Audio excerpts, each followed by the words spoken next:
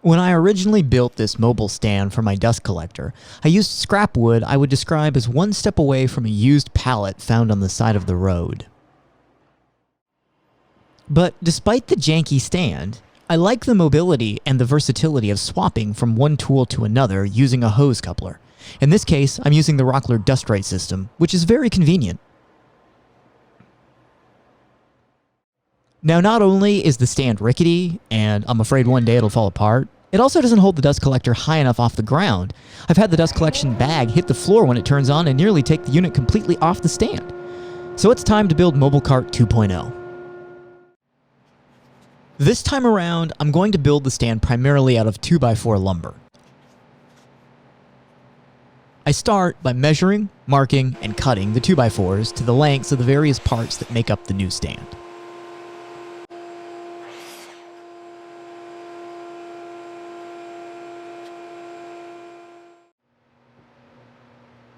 With that completed, I marked each piece so I wouldn't forget what went where. This is always a good practice. It's also a good practice to make sure you pay attention to your markings.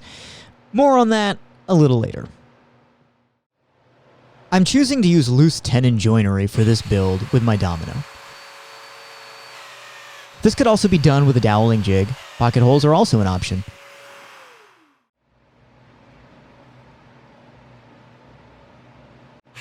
For those who don't own a domino, let me just say that much like a jointer, it accomplishes a stupidly simple task.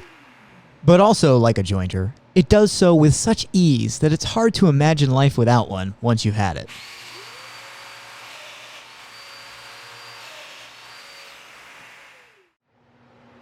With all of my mortises cut, it was time to dry fit everything and make sure that it all lined up correctly. It's tempting to skip this step, but if you discover a mistake after glue up, taking things back apart to fix them is a real pain.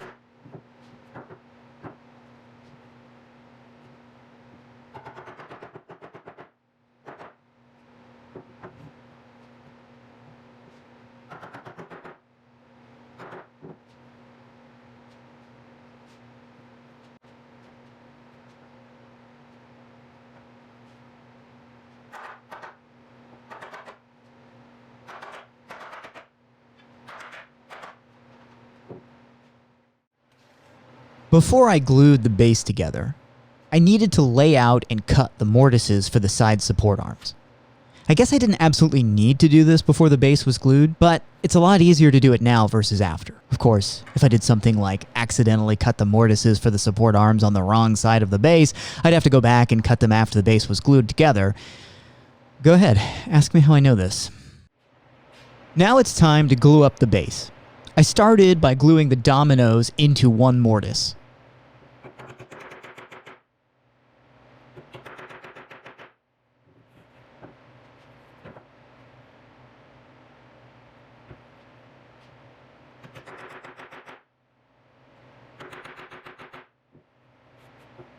With that done, I then applied glue to the domino and the face of the workpiece around the dominoes.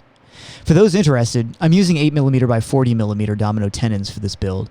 If you're a regular domino user, you might think that my mortises were cut a little close to the edge of the workpiece, and you'd be correct. I had the domino fence set incorrectly and didn't notice it until after I had almost all of my mortises cut. It probably won't matter for this build. If it falls apart, I'll let you know.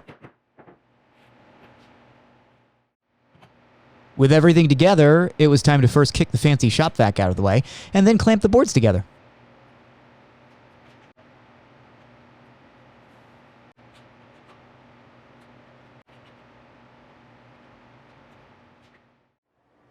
So I noticed while I was clamping the base together that I cut one set of mortises for the side support arms on the wrong edge of the board.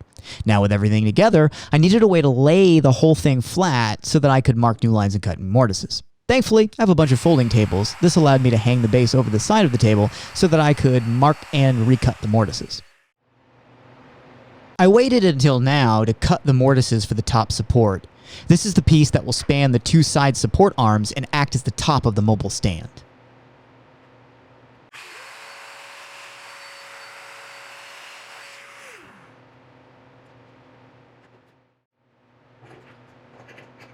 I also waited until now to cut the mortises for the side support arms.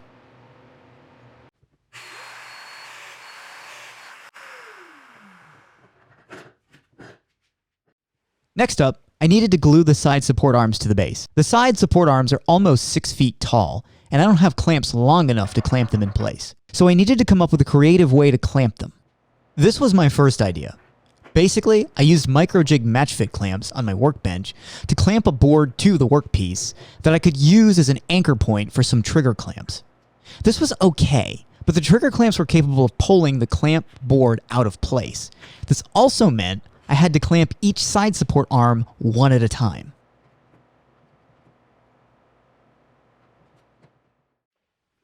I decided to abandon this idea and try to clamp the side support arms and top support piece together all at once. First, I needed to glue the other side support arm and top support piece to the rest of the mobile stand.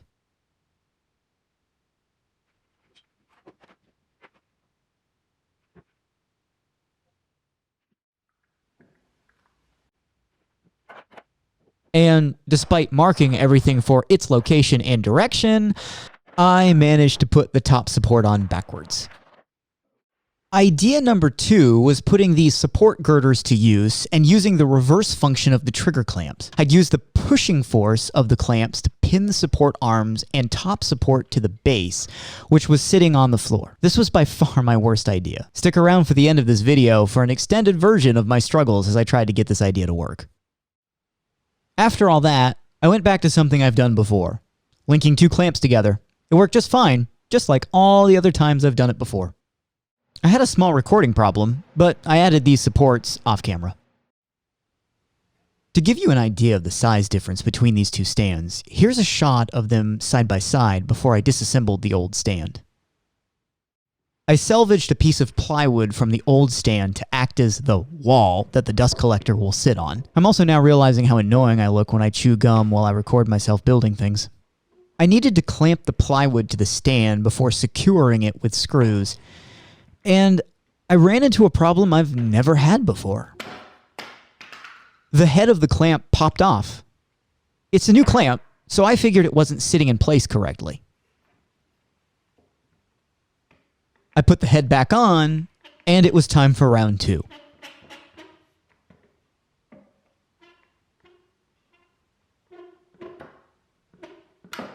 Well, this is interesting. DeWalt Tough. They are normally really good clamps. Okay, 3rd time's a charm.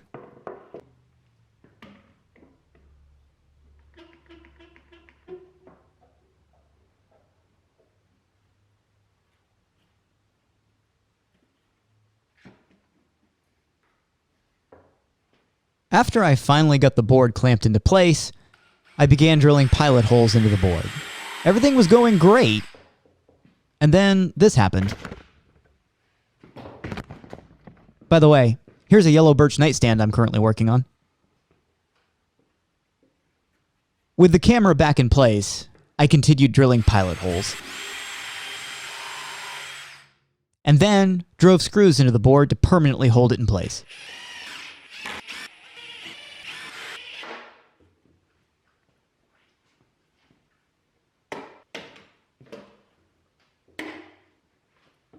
I decided I wanted one more screw in this corner and decided I'd risk it and skip the pilot hole. Now it was time to put on the cleat that holds the dust collector in place. This is a slick design on Rycon's part. No idea if similar dust collectors use the same design, but they should.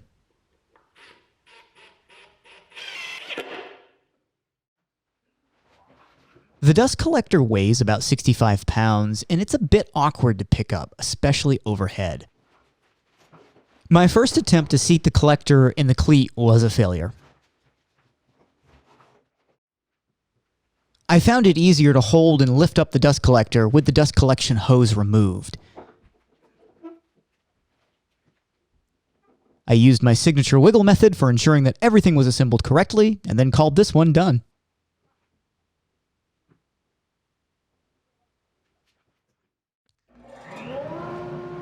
Here's the first test turning the dust collector on to ensure that the stand doesn't fall over. beautiful.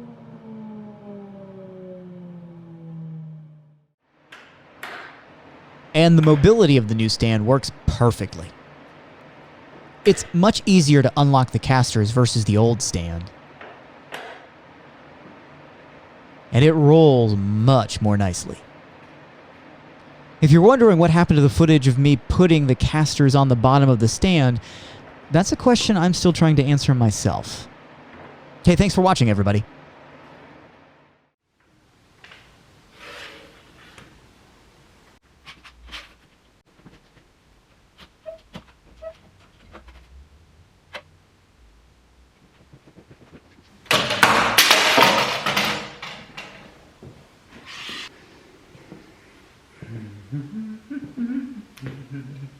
How's this one going?